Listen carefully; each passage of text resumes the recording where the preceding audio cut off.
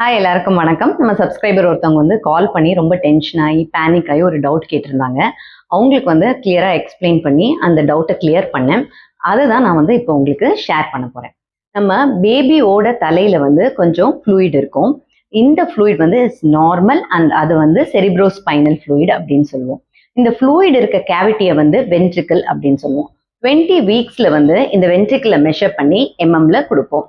10 mmக்கு உள்ளார இருந்துச்சுன்னா இது வந்து நார்மல். 10 to 12 mm இந்த மெஷர்மெண்ட் வந்துச்சுன்னா வந்து மைல்ட் வென்ட்ரிகுலோமெகாலின்னு சொல்லுவோம். 13 to 15 mm வந்துச்சுன்னா மாடரேட் வென்ட்ரிகுலோமெகாலின்னு சொல்லுவோம். 15 mmக்கு மேலே போச்சுன்னா சிவியர் வென்ட்ரிகுலோமெகாலி. ஸோ 10 mmக்குள்ளார இருந்துச்சுன்னா இந்த மெஷர்மெண்ட் நீங்கள் எதுவுமே கவலைப்பட வேண்டாம், இட்ஸ் அப்சல்யூட்லி நார்மல். அதுக்கு மேலே போகும்போது நிறைய ரீசன்ஸ் இருக்கு இந்த மாதிரி இந்த வென்ட்ரிக்கிள் வந்து டைலேட் ஆகிறதுக்கு. ஃபர்ஸ்ட் வந்து ஏதாச்சும் குரோமோசோமல் அப்நார்மாலிட்டி இருக்கலாம், இல்லை பிரெயின்லேயோ ஸ்பைனல் கார்ட்லேயோ ஏதாச்சும் ப்ராப்ளம் இருக்கலாம். இன்ஃபெக்ஷன்ஸ் இருந்தால் கூட இந்த மாதிரி வரலாம். சம்டைம்ஸ் எதுவுமே இல்லாமல் வெறும் ஐசோலேட்டடாக இந்த வென்ட்ரிகுலோமெகாலி மட்டும் இருக்கும்.